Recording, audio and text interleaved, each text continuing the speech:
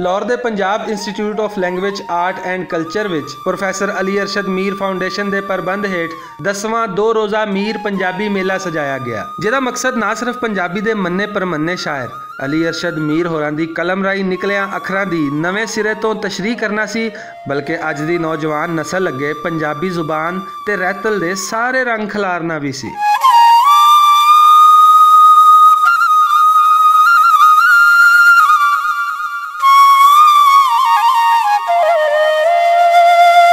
इस मेले विच म्यूजिक ते नाटक दे नाल विचार वटांदरा बैठकां भी लाईयां गईयां, जिन्हां विच लुकाई ने भरवीं रलत कीती। विचार वटांदरा सैशन विच गुफ्तगू करदिआं chairman Punjabi media group Mudassar Iqbal Bhatt होरां दा आखना सी कि पंजाबी मीडिया ग्रुप पंजाबी दे फरोग लई दिन रात कोशां है। असीं भुलेखा नूं रैगूलर छाप रहे हां। इस गल ते कोई जोम नहीं कि बहुत वड्डी तादाद छपदा है।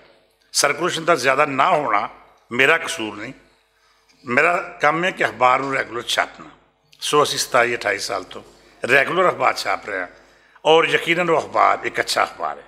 इस मेले में यूनीवर्सिटी स्टूडेंट्स वालों पेश कीतियां गईयां माइम्स नूं वेखण वालियां ने बहुत पसंद किया ते नौजवान नस्ल वालों भी पंजाबी दे फरोग लई काम करन दी अहमियत दा इजहार किया गया। मेरा ख्याल है कि इस तरह के जिहड़े शो होंदे ने ना वो पंजाबी लैंग्वेज नूं काफ़ी हद तक प्रमोट करते हैं, क्योंकि लोग हुण इस दर्जे ते जाके नहीं वेखदे पंजाबी नूं, लेकिन उन्हां दे कोल एक प्लेटफॉर्म आ जाता है जिहदे ते वो फिर वेखदे ने ते उन्हां नूं फिर होर इहदे च इंटरस्ट पैदा हुंदा। पंजाबी दे बहुत सारे रंग ने ते इत्थे तुहानूं सारे रंग मिलणगे। जिन्ना प्यार तुहानूं पंजाबी कल्चर दे विच मिलदा है ना, उन्ना प्यार किसी कल्चर च मिलदा ही नहीं तुहानूं। इस मेले दे करता धरता डॉक्टर सरमद फिरोग अरशद होरां भुलेखा टीवी नाल गल करदिआं होइआं दस्सिआ कि इस मेले दे मकासद की सन ते ਉਹ ਕਿੱਥੋਂ तक हासिल ਕੀਤੇ गए ने। ਉਹ ਵਰਤੋਂ ਜਿਵੇਂ ਲੰਘ ਥੀ ਲੰਘ ਬਦਰਾਏ ਅੜੀਏ ਤਲ ਵੀ ਲੰਘਾ ਜਾਪੇ ਨਾ ਹੱਥ ਜੱਟ ਮੁਹੱਸਲ ਸਾਵੇਂ ਨਾ ਸ਼ਾਵਾਂ ਦੇ ਗਾਪੇ। ਐਡੀ ਔਖੀ ਔਖੀ ਵਰਤੋਂ ਅੱਜ ਇਹਨਾਂ ਨਵੇਕਲੇ ਚਿਹਰਿਆਂ ਤੇ ਔਰ ਇਹਨਾਂ ਜਵਾਨਾਂ ਦੀ ਜ਼ੁਬਾਨਾਂ ਤੇ ਤੁਹਾਨੂੰ ਨਜ਼ਰ ਆਏਗੀ। ਤੇ ਮੇਰੇ ਨਜ਼ਦੀਕ ਇਹ ਮੈਸੇਜ ਪਹੁੰਚ ਰਿਹਾ, ਜਿੱਥੇ ਪਹੁੰਚਣਾ ਚਾਹੀਦਾ ਉੱਥੇ ਜ਼ਰੂਰ ਪਹੁੰਚ ਰਿਹਾ।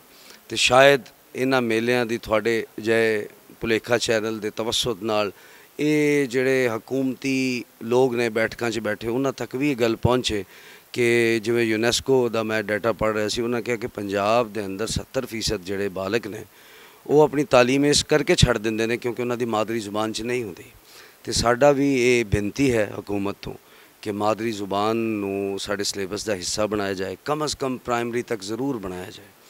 ਤੇ ਇਹ ਮੇਲੇ ਦਾ ਮਕਸਦ ਵੀ ਇਹੀ ਹੈ। ਇਸ ਮੇਲੇ ਵਿੱਚ ਮੁxtਲਿਫ ਪਰਫਾਰਮੈਂਸਿਸ ਕਰਨ ਵਾਲੇ ਗਰੁੱਪਸ ਦੇ ਨੁਮਾਇੰਦਿਆਂ ਨੇ ਵੀ ਇਸ ਕੋਸ਼ਿਸ਼ ਦੀ ਤਾਰੀਫ ਕੀਤੀ ਤੇ ਪੰਜਾਬੀ ਜ਼ੁਬਾਨ ਦੀ ਅਹਿਮੀਅਤ ਤੋਂ ਨਵੀਂ ਨਸਲ ਨੂੰ ਵੀ ਜਾਣਕਾਰੀ ਹਾਸਲ ਕਰਨ ਦੀ ਜ਼ਰੂਰਤ ਤੇ ਜ਼ੋਰ ਦਿੱਤਾ। ਮੈਂ ਖੁਦ ਇੱਕ ਐਕਟ ਦੇ ਵਿੱਚ ਹਾਂ ਸੀ, ਅਮਰਤਾ ਪ੍ਰੀਤਮ, ਔਰ ਉਹਨੂੰ ਲੋਕਾਂ ਨੇ ਬਹੁਤ ਸਰਾਇਆ, ਲੋਕਾਂ ਨੇ ਬਹੁਤ ਪਸੰਦ ਕੀਤਾ क्योंकि उनका मकसद ही यही है सी साडी आपदी मादरी जुबान नूं फरोग दे रहा सी। ਅਸੀਂ ਮੁਲਤਾਨ ਤੋਂ ਆਏ ਹਾਂ ਇਹ ਪੰਜਾਬੀ ਮੀਰ ਮੇਲੇ ਦੇ ਵਿੱਚ ਪਰਫਾਰਮੈਂਸ ਵਾਸਤੇ। ਮੇਰੀ ਟੀਮ ਵੀ ਆਈ ਹੈ, ਅਸੀਂ ਵੀ ਆਏ ਹਾਂ। ਇਹ ਪੰਜਾਬੀ ਸਾਡੀ ਬੋਲੀ ਹੈ, ਇਹ ਪੰਜਾਬੀ ਨੂੰ ਜ਼ਿੰਦਾ ਅਸੀਂ ਰੱਖਣਾ ਹੈ। ਇਹ ਬੇਸਿਕਲੀ ਪੰਜਾਬੀ ਕਲਚਰ ਨੂੰ ਪ੍ਰਮੋਟ ਕਰਨ ਵਾਸਤੇ ਬਣਾਇਆ ਹੈ ਤੇ ਬੜਾ ਚੰਗਾ ਹੈ ਤੇ ਅਸੀਂ ਇਹਦੇ ਵਿੱਚ ਪਲੇ ਕਰਦੇ ਪਏ ਨੇ। ਮੇਲੇ ਵਿੱਚ ਆਏ ਸਟੂਡੈਂਟਸ ਵਿੱਚੋਂ ਕਈ ਤੇ ਸ਼ਾਇਦ ਪਹਿਲੀ ਵਾਰ ਪੰਜਾਬੀ ਬੋਲ ਰਹੇ ਸਨ, ਪਰ ਖੁਸ਼ੀ ਦੀ ਗੱਲ ਇਹ ਵੇ ਕਿ ਉਹਨਾਂ ਨੇ ਵੀ ਪੰਜਾਬੀ ਬੋਲਣੀ ਸ਼ੁਰੂ ਤੇ ਕੀਤੀ। ਅਸੀਂ ਪੰਜਾਬਣ ਆ ਤੇ ਸਾਡੀ ਜ਼ੁਬਾਨ ਪੰਜਾਬੀ ਹੈਗੀ ਤੇ ਜ਼ਿਆਦਾਤਰ ਲੋਕੀ ਪਾਕਿਸਤਾਨ ਵਿੱਚ ਪੰਜਾਬੀ ਬੋਲਦੇ ਨੇ ਤੇ ਸਾਨੂੰ ਚਾਹੀਦਾ ਕਿ ਪੰਜਾਬੀ ਵਿੱਚ ਅਸੀਂ ਪਲੇ ਵੀ ਕਰਨ ਤੇ ਇਹਨੂੰ ਪ੍ਰਮੋਟ ਕਰਨ ਪੰਜਾਬੀ ਨੂੰ, ਤੇ ਅਸੀਂ ਉਹੀ ਕੰਮ ਕਰਦੇ ਪਏ ਹਾਂ। ਮੈਨੂੰ ਐਡੀ ਚੰਗੀ ਪੰਜਾਬੀ ਨਹੀਂ ਆਉਂਦੀ ਤੇ ਮੈਂ ਥੋੜੀ ਰਲੀ ਮਿਲੀ ਬੋਲਣੀ ਆ ਤੇ ਮੈਂ ਇਸਾਂ ਦੇ ਸੈਮੀਨਾਰਸ ਵਗੈਰਾ ਜਿਹੜੇ ਹੁੰਦੇ ਨੇ ਤੇ ਜਿਹੜੇ ਇਹੋ ਜਿਹੇ ਪ੍ਰੋਗਰਾਮਸ ਹੁੰਦੇ ਉਹਨਾਂ ਨੂੰ ਅਟੈਂਡ ਕਰਨ ਦੀ ਵਜ੍ਹਾ ਤੋਂ ਸਾਡੀ ਪੰਜਾਬੀ ਹੋਰ ਇਨਹੈਂਸ ਹੁੰਦੀ ਹੈ। ਉਂਝ ਤੇ ਮੇਲੇ ਵਿੱਚ ਪੰਜਾਬ ਭਰ ਤੋਂ ਸ਼ਾਇਰਾਂ, ਦਾਨਸ਼ਵਰਾਂ ਤੇ ਫਨਕਾਰਾਂ ਨੇ ਸ਼ਿਰਕਤ ਕੀਤੀ, ਪਰ ਮੀਰ ਪੰਜਾਬੀ ਮੇਲੇ ਦੀ ਆਖਰੀ ਪਰਫਾਰਮੈਂਸ ਵਿੱਚ ਉਸਤਾਦ ਹਾਮਦ ਅਲੀ ਖਾਨ ਦੀ ਗਾਇਕੀ ਨੇ ਪੂਰਾ ਮੇਲਾ ਹੀ ਲੁੱਟ ਲਿਆ। ਕੈਮਰਾਮੈਨ ਜ਼ਿਸ਼ਾਨ ਭੱਟ ਦੇ ਨਾਲ ਅਸਗਰ ਅਲੀ, ਭੁਲੇਖਾ ਟੀਵੀ, ਲਾਹੌਰ।